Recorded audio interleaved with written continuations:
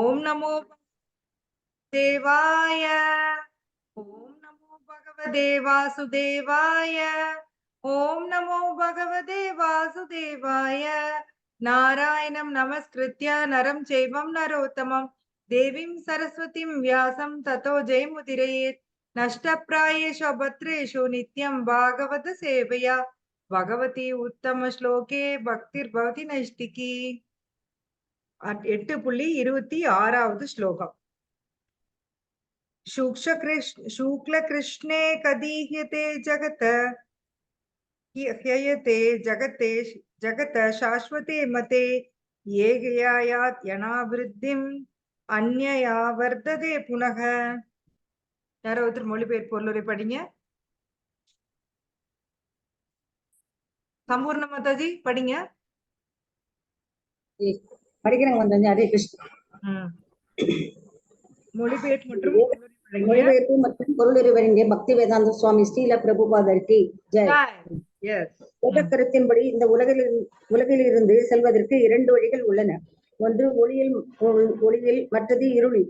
ஒளியில் உடலை விடுபவன் திரும்பி வருவதில்லை, ஆனால் இருளில் உடலை விடுபவனோ திரும்பி வருகிறான். பொருளுரை. செல்வத்தை பற்றியும் திரும்புவதை பற்றியுமான இதய விளக்கம் ஆச்சாரியா பலதேவ வித்யாபூஷணரா சாந்தோ உபநிஷத்திலிருந்து 5.10.3.5 மேற்கோள் காட்டப்பட்டுள்ளது. பலன் நோக்கு செயல்களில் ஈடுபட்டுள்ளவர்களும் தத்துவ அனுமானிகளும் நினைவிற்கு எட்டாத காலமாக வருவதும் போதுமாக உள்ளனர்.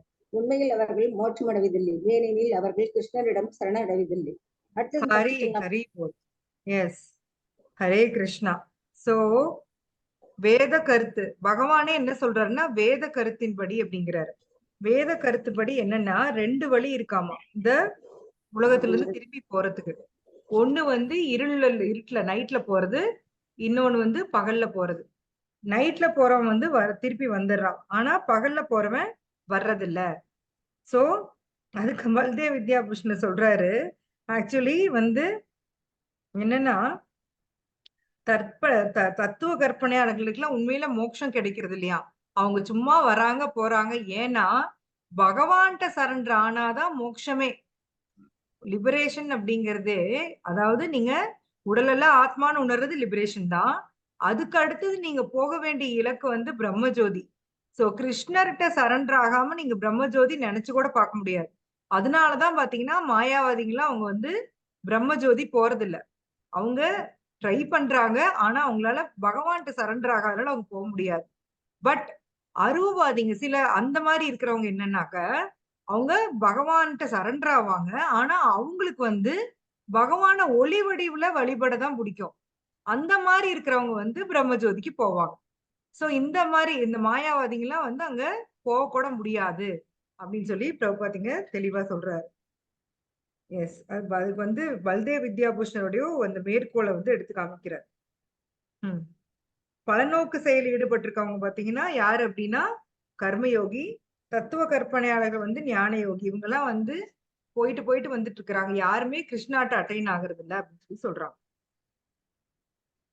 நைதி ஸ்ருதி பார்த்த ஜானன் யோகி முக்கியதி கஷன தஸ்மாத் சர்வேஷு காலேஷு யோக யுக்தோ பவ அர்ஜுனா.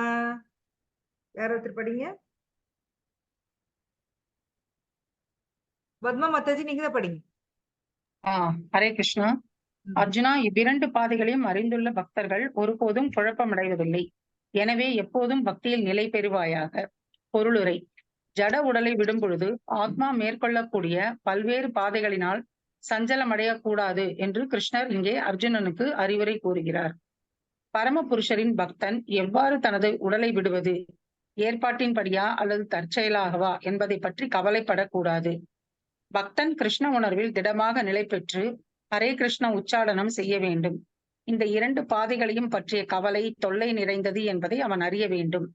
கிருஷ்ண உணர்வில் ஆழ்ந்திருப்பதற்கான சிறந்த வழி எப்பொழுதும் அவரது தொண்டில் இணைந்திருப்பதுதான். இதன் மூலம் ஆன்மீக உலகிற்கான ஒருவனது பாதை பாதுகாப்பானதாக, நிச்சயமானதாக, நேரடியானதாக அமையும். யோக யுக்தா என்னும் இச்சொல் இந்த ஸ்லோகத்தில் மிகவும் முக்கியமானதாகும். யோகத்தில் உறுதியாக இருப்பவன் தனது எல்லா செயல்களுக்கு மத்தியிலும் கிருஷ்ண உணர்வில் ஈடுபட்டுள்ளான். ஸ்ரீ ரூப கோஸ்வாமி அறிவுறுத்துகிறார், அனாசக்தஸ்ய விஷயான் யதார்த்தம் உபயுஞ்சத. ஜட செயல்களில் எவ்வித பற்றுதலும் இன்றி எல்லா செயல்களையும் கிருஷ்ணருக்காக செய்ய வேண்டும். யுக்த வைராகிய எனப்படும் இம்முறையின் மூலம் ஒருவன் பக்குவம் அடைகிறான். அவ்வாறு பக்குவமடையும் பக்தன் மேற்குறிப்பிட்ட விவரங்களால் சஞ்சலமடைவதில்லை. ஏனெனில் ஆன்மீக உலகிற்கான தனது பாதை பக்தி தொண்டின் மூலம் உத்தரவாதம் செய்யப்பட்டுள்ளதை அவன் அறிவான். ஹரே கிருஷ்ணா. ஹரே கிருஷ்ணா.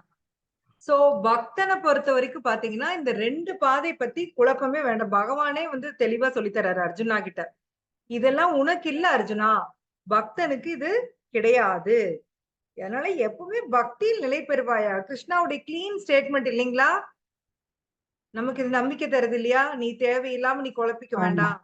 பகல்ல உயிரை விட்டாலும் சரி, நைட்ல உயிரை விட்டாலும் சரி, எதை பத்தி நீ கவலைப்பட வேணாம். நீ பக்தி பண்ண போதும். இதை விட கிருஷ்ணா எப்படி எளிமையா நமக்கு சொல்லி தருவார் பாருங்களேன். அர்ஜுனாக்கு சொல்றது நமக்கு சொல்லி தர்றார். இந்த 2 பாதை பத்தி நீ கவலையே படாத. நீ வந்து நைட்ல உயிரை விட்டாலும் பரவாயில்ல, பகல்ல உயிரை விட்டாலும் பரவாயில்ல, நீ என்கிட்ட வந்துருவ அப்படின்னு சொல்ற. பக்தனுக்கு வந்து இது 2மே கவலை கிடையாது. நானும் அதான் கவலைப்பட்டேன் மாதாஜி. ஐயோ இது வேற இருக்கு, இப்படி நம்ம போறோமோ இல்லையா அது வேற விஷயம், இப்படி ஒரு இது இருக்குதானே. வித் குவாலிஃபிகேஷன் எல்லாம் வந்துருச்சு, அந்த டைம் மட்டும் தான் பிரச்சனை. ஏமாத்தாச்சு. போகாத எங்க போறோம், கண்டிப்பா போகதான் போறோம். பாருங்க சீனியர் டிவோட்டி சொல்றாங்க பாருங்க, கேளுங்கலாம். போகதான் போறோம். அவங்க அசால்ட்டா சொல்றாங்க பாருங்க, அடிச்சு தூக்குறாங்க. Yes Mataji, correct Mataji. நம்பிக்கையோட பண்ணுங்க மாதாஜி. கிருஷ்ணா பாத்துக்குவாரு மாதாஜி. நீங்க நைட்டு போனா என்ன, பகல்ல போனா என்ன. இவரு மாதிரி என்ன நரசிம்மர் 2 வேலைக்கு நடுவுல வந்து தூக்குனாரு பாருங்க. அது மாதிரி சாயங்காலம் தான் போனா என்ன, எந்த வேலையா இருந்தாலும் பிரச்சனை இல்ல. பகலா இருந்தாலும் நைட்டா இருந்தாலும் வீட்டுக்குள்ளேயே இருந்தாலும் வெளியிலயா இருந்தாலும் எங்கேயா இருந்தாலும் பக்தனுக்கு கவலையே கிடையாது. அதெல்லாம் பகவான் வந்து கஸ்டடி இருக்கு. ஆக்சுவலி ஒரு டிவோட்டி ஒருத்தர் இறந்தப்போ ராதாநாத் மகாராஜ் வந்து கேட்டாராமா, நீ மத்தியான நேரம் நினைக்கிற அவர் இறந்தது, காலையில அவர் சாண்டிங் பண்ணாரா அப்படின்னு கேட்டாரா. ரவுண்ட்ஸ் முடிச்சிட்டாரா அப்படின்னு. முடிச்சிட்டாருன்னும் அப்போ ஓகே சேஃப் அப்படின்ட்டாராமா. அதனால நம்மளோட கான்சென்ட்ரேஷன் எங்க இருக்கணும்? Sanding sanding. நம்ம டியூட்டி கரெக்டா செய்யணும், அவ்வளவுதான். உயிரை விடுறது அதெல்லாம் நமக்கு அந்த கண்ட்ரோல் உங்ககிட்ட இருக்கா சொல்லுங்க பாப்போம். இல்ல மாதாஜி, அதுக்கு ஏன் நீங்க இல்லாத ஒரு விஷயத்தை நினைச்சு கவலைப்படணும்? எப்படி இல்ல, இப்ப எதுவுமே இல்ல. இதுக்கு முந்தின ஸ்லோகத்துல இருக்கிறதுனால ஓ இப்படி வேற இருக்குதா இதுலன்னு நான் நினைச்சேன். அடுத்தது தைரியம் கொடுத்துருச்சு. இது எல்லாமே யோகிங்களுக்கு, இந்த ஸ்லோகம் எல்லாமே யோகிகளுக்கு. முன்னாடி பார்த்தோம், இதெல்லாம் யோகிகளுக்கு பகவான் சொல்றாரு. ஆனா பக்தனுக்கு இதுல எதுவுமே கிடையாது, எந்த ரூல்ஸும் கிடையாது.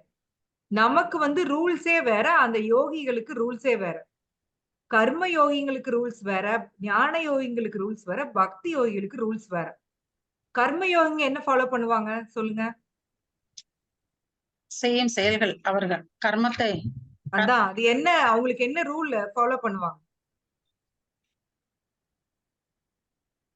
வர்ணாசிரம தர்மம் சொல்லிருக்கோம் இல்லைங்களா? தர்ம அர்த்த தர்ம அர்த்த காம மோட்ச. காம மோட்ச. வர்ணாசிரம தர்மம் ஃபாலோ பண்ணுவாங்க. கர்ம யோகிங்க என்ன பண்ணுவாங்கன்னா வர்ணாசிரம தர்மம் ஃபாலோ பண்ணி பகவான் அடைய ட்ரை பண்ணுவாங்க. நீங்க சொன்ன மாதிரி இப்ப எந்த வர்ணம் எந்த ஆசிரமோ அதுக்கு உண்டான செயல்களை செஞ்சு பகவான்கிட்ட போக ட்ரை பண்ணுவாங்க. சரிங்களா? தெளிவா புரிஞ்சுக்கங்க. கர்மயோகிங்க என்ன ஃபாலோ பண்ணுவாங்க? வர்ணாசிரம தர்மம். தர்மப்படி அவங்க தர்ம சாஸ்திரம், அவங்களுக்கு ரூல் புக் வந்து என்னது? தர்ம சாஸ்திரம். அவங்க அதை ஃபாலோ பண்ணணும். தர்ம சாஸ்திரம் ஃபாலோ பண்றது ஈஸின்னு நினைச்சிடாதீங்க. நிறைய ரூல்ஸ் இருக்கு. நீங்க குளிக்கிறதுக்கு கூட ரூல்ஸ் இருக்கு. இப்படி குளிக்கணும், நீங்க குளிக்கிறப்போ வந்து யூரின் பாஸ் பண்ணக்கூடாதாமா, அந்த மாதிரி நிறைய ரூல்ஸ் இருக்கு. இந்த டைரக்ஷன்ல தான் உட்காந்து டாய்லெட் போகணும், டெய்லி வந்து இத்தனை பேர் சாப்பாடு கொடுத்துட்டு தான் சாப்பிடணும். அந்த மாதிரி ஏகப்பட்ட ரூல்ஸ் இருக்குது வர்ணாசிரம தர்மத்துல. அது அவங்க ஃபாலோ பண்றது தர்ம சாஸ்திரம். கர்ம யோகி ஃபாலோ பண்றது தர்ம சாஸ்திரம்.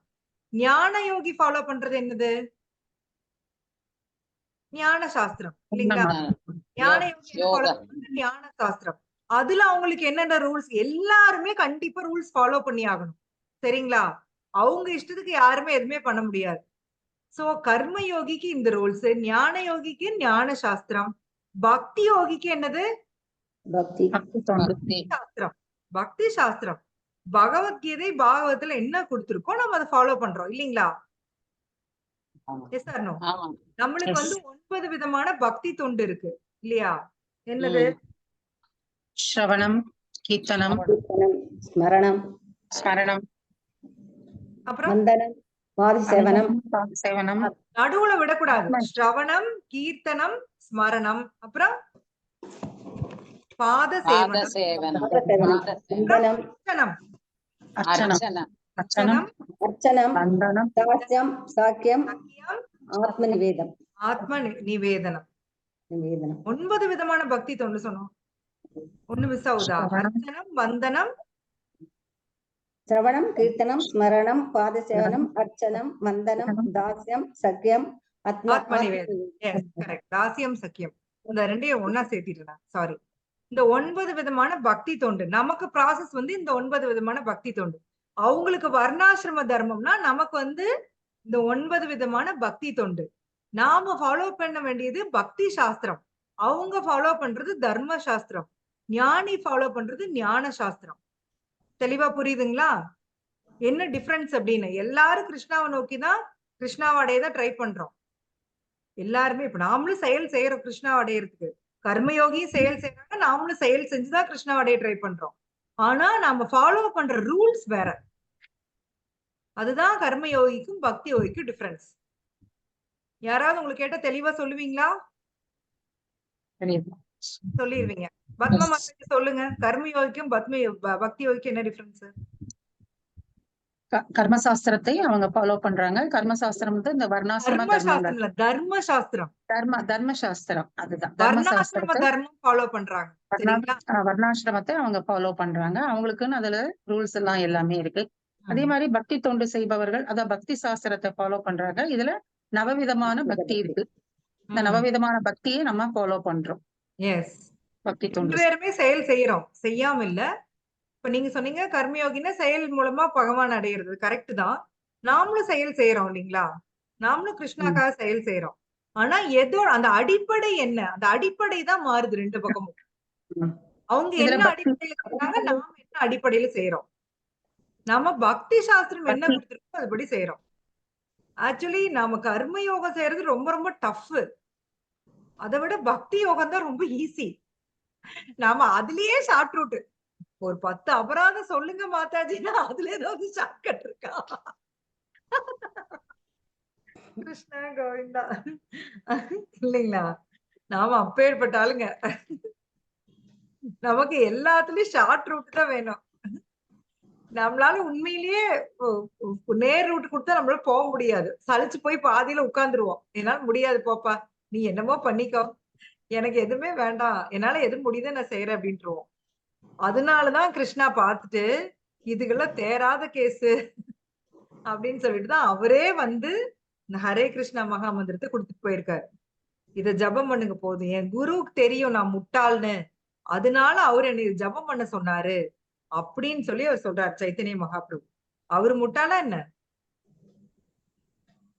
சொல்லுங்க? அவர் என்ன முட்டாளா?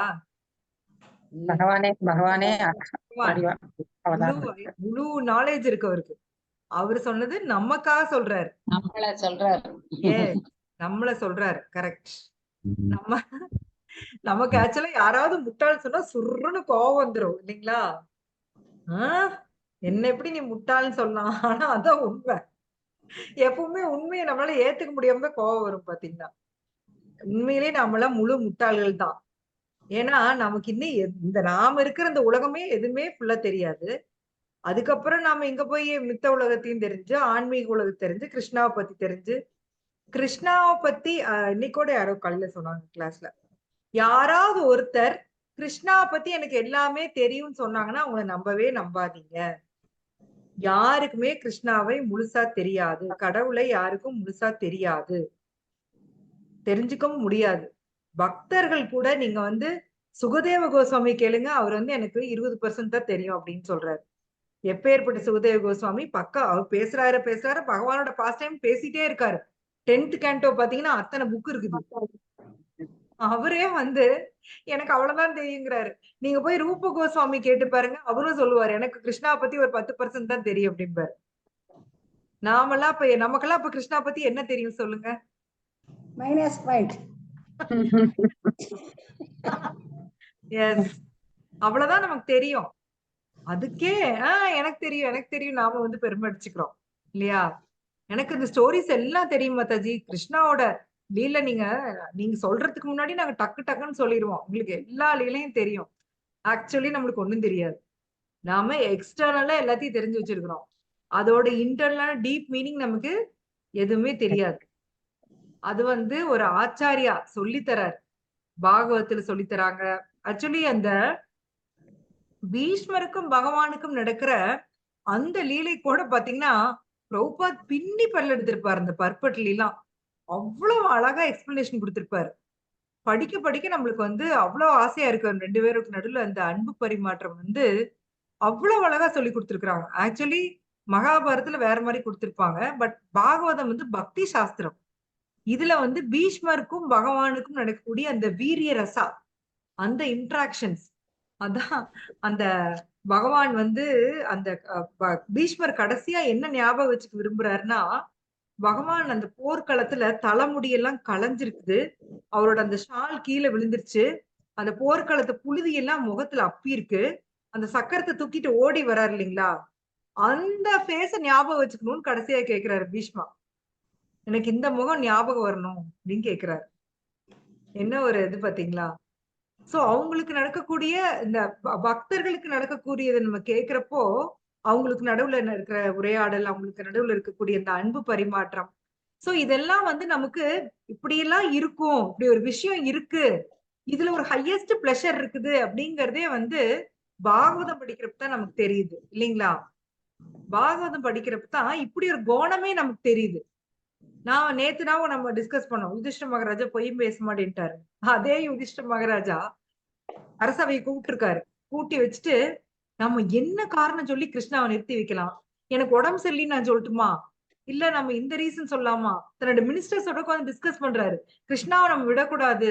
நம்ம என்ன பொய் சொல்லி கிருஷ்ணாவை நிறுத்தி வைக்கலாம் அப்படின்னு சொல்லி டிஸ்கஸ் பண்றாரு. அதே யுதிஷ்ட மகாராஜா.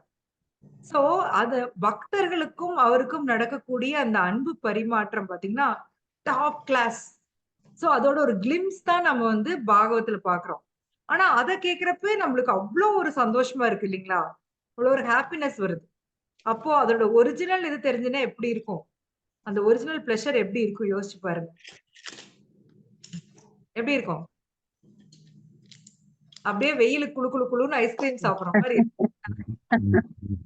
இன்னைக்கு நான் காலையில ஆக்சுவலி ஒரு டிபார்ட்மெண்ட் போயிருந்தேன்னா, அங்க பாத்தீங்கன்னா அந்த பிள்ளைங்களுக்குலாம் அவங்க அந்த வேலை செய்யறவங்களே வந்து ஒரு கப் ஐஸ்கிரீம் குடுத்துட்டாங்க 12 o'clock. பாவம். ஆனா அந்த வெயில் அப்படியே ஹீட் இறங்குது. அவங்க அந்த பிள்ளைங்களாம் அவ்வளவு ஆசையா அதை சாப்பிட்டு இருந்தாங்க. அப்பதான் நினைச்சேன், ஓ பரவாயில்ல, இது ஒரு மனிதநேயம் தான் இல்லைங்களா? பாவம் அவங்க அவ்வளவு கஷ்டப்பட்டு வெயில்ல வேலை செய்யறாங்க. அந்த மாதிரி இந்த வெயில் ஈரோடுல அடிக்கிற 112 டிகிரி வெயிலுக்கு வந்து ஐஸ்கிரீம் சாப்பிட்டோம்னா எப்படி இருக்குமோ அந்த மாதிரி இருக்கும். பாஞ்சாலி மாதாஜி உங்க ஊர்ல எல்லாம் மழைகளை வருதா? இல்ல, நாங்களும் அதான் பாத்துட்டே இருக்கிறோம். மழையே ஜூன்ல தான் வரும் இல்லைங்களா? இல்ல, இந்த நேரத்துல ஒரு 4-5 மழை வந்திருக்கும். மார்ச்லயே சின்ன சின்னதா 2-3 மழை. வருஷப்பரப்பன்னைக்கெல்லாம் நல்ல இடியோட மின்னலோட பெய்யும். ஒண்ணும் இல்ல, ஒரு சொட்டு மழை கூட இல்ல. நீங்க ஸ்ட்ராங்கா ஹரிநாம சொல்லுங்க, உங்களுக்காவது மழை வரும் பாரு. ஹரே கிருஷ்ணா. எஸ். சோ அதான் நம்ம என்ன பக்தி சாஸ்திரம் அதை பத்தி பேசிட்டு இருக்கோம் இல்லைங்களா? சோ கிருஷ்ணாவை யாருமே முழுமையாக புரிந்து கொள்ள முடியாது. பக்தர்களுக்கு தான் கொஞ்சமாச்சு அவர் தன்னை எக்ஸ்போஸ் பண்ணுவார். அவரே தன்னை வெளிப்படுத்திக்குவார். ரூப கோஸ்வாமி அதான் சொல்றாரு. நீங்க வந்து கிருஷ்ணா நீங்களே உங்களோட புலன்களை, உங்களோட குறைபாடுடைய உங்க புலன்களை வச்சு புரிஞ்சுக்கலாம்னு நினைச்சீங்கன்னா புரிஞ்சுக்க முடியாது.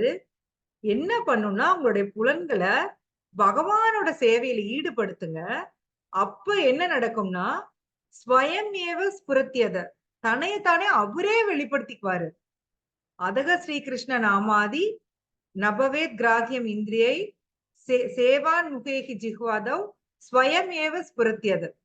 சோ உங்களுடைய புலன்களை வந்து பகவானோட சேவையில் ஈடுபடுத்தினீங்க அப்படின்னா அவரே தன்னை வந்து வெளிப்படுத்திக்குவாரு. சோ அப்படிதான் வந்து அவரு கோஸ்வாமிஸ்க்கெல்லாம் தன்னை வெளிப்படுத்திக்கிட்டாரு. கோஸ்வாமிஸ்லாம் பாத்தீங்கன்னா அவங்களுடைய ஹிருதயத்திலேயே அவர் வந்து தன்னை வெளிப்படுத்திக்கிட்டாரு. அந்த லீலைகள்லாம் அவர் அவங்க கண்ணு முன்னாடியே அவங்க பாக்குறாங்க. பார்த்துதான் ரூப கோஸ்வாமி எழுதுறாரு. சோ ஒரு ரகுநாத் தாஸ் கோஸ்வாமி சாண்ட் பண்ணிட்டு இருக்கப்போ வெயில்ல உட்கார்ந்து சாண்ட் பண்ணிட்டு இருக்கப்போ ராதாராணி வந்து தன்னுடைய முந்தானை விரிச்சு பிடிக்கிறாங்களாமா. வெயில் அவர் மேல படக்கூடாதுன்னு சொல்லி. இன்னொரு இடத்துல வந்து புலி வருது. கிருஷ்ணா வந்து அதை கொல்றதுக்கு வராராம். சோ அப்பதான் வந்து சனாதன கோஸ்வாமி சத்தம் போட்டு அப்புறம் ஒரு பஜன் கூட்டிட்டு அமைச்சுக்குவாரு. சோ இந்த மாதிரி கோஸ்வாமிஸ்க்கு பாத்தீங்கன்னா அவங்க வந்து ஒரு டார்கெட் வச்சிருப்பாங்க. டெய்லி 192 ரவுண்ட் ஜபம் பண்ணணும். மக்களே நோட் பண்ணுங்க. எவ்வளவு ரவுண்டு? எவ்வளவு ரவுண்டு?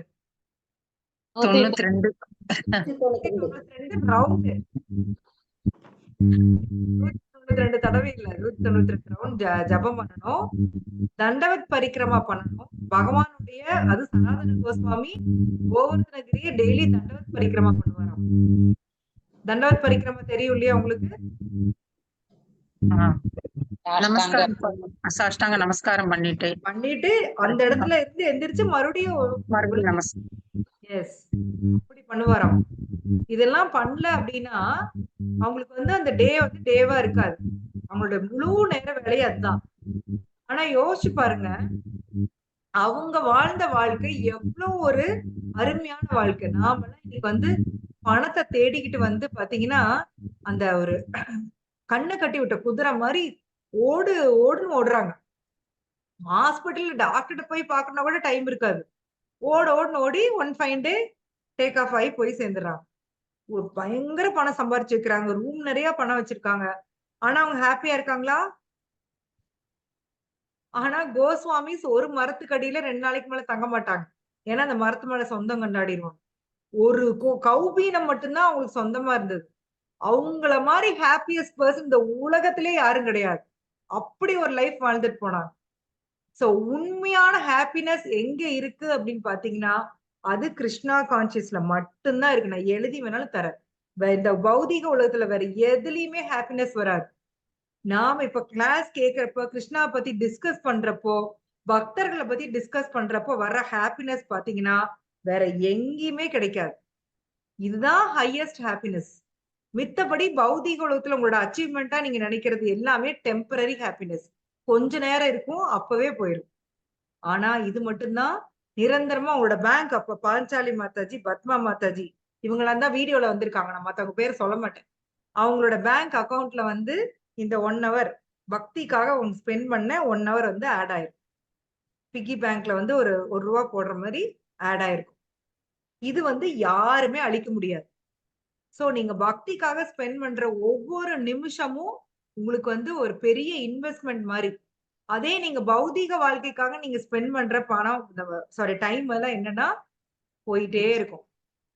என்ன ஆகும்னா ஒரு ஒரு சூரியன் ஒரு வாட்டி மறைஞ்சு மறுபடியும் உதிச்சாருன்னா என்ன ஆயிரும்? உங்களோட ஆயுள்ல ஒரு நாள் கழிச்சு மணால் அவ்வளவுதான். அந்த டைம் திரும்ப வரவே வராது. சோ பக்திக்காக உங்க டைம் ஸ்பெண்ட் பண்ணுங்க. பக்தனுக்கு வந்து பகவான் நேரம் கால வேண்டியதில்லைன்னு சொல்லிட்டாரு. எப்போ உயிரை விட்டால் அவர் வந்து தங்கிட்ட கூட்டிட்டு போயிடுவார். சோ அதை பத்தி கவலையே படாது. சோ இன்னைக்கு தான் நம்ம பார்த்திருக்கோம். நெக்ஸ்ட் ஸ்லோகாவை வந்து நாம் நாளைக்கு பார்க்கலாம். இந்த அடுத்த கிளாஸ்ல பார்க்கலாம். அதோட வந்து இந்த 8ஆம் அத்தியாயம் முடிக்கிறோம் வெற்றிகரமா. சோ நாளைக்கு ஏகாதசி. தயவு செய்து எல்லாருமே சாண்டிங் பண்ணுங்க. 16 ரவுண்டு பண்ணுங்க. முடிஞ்ச அளவுக்கு எல்லாருமே 16 ரவுண்டு பண்ணுங்க. அந்த இன்னும் இப்ப சம்பூர்ண மாதாஜில இன்னும் நிறைய ரவுண்ட்ஸ் பண்றாங்க. ரொம்ப ரொம்ப ஹாப்பி. பகவானுக்காக நான் சொன்ன மாதிரி நீங்க ஸ்பெண்ட் பண்ற ஒவ்வொரு நிமிஷமும் உங்களுக்கு டபுளா ட்ரிபிளா திரும்பி கிடைக்கும். சோ நாளைக்கு ஃபுல்லா பகவானோட ஸ்மரன்ல இருக்க பாருங்க. ஓம் தத் சத். ஹரே கிருஷ்ணா. யாருக்கு ஏதாவது டவுட் இருந்தா கேட்கலாம். மாதாஜி இந்த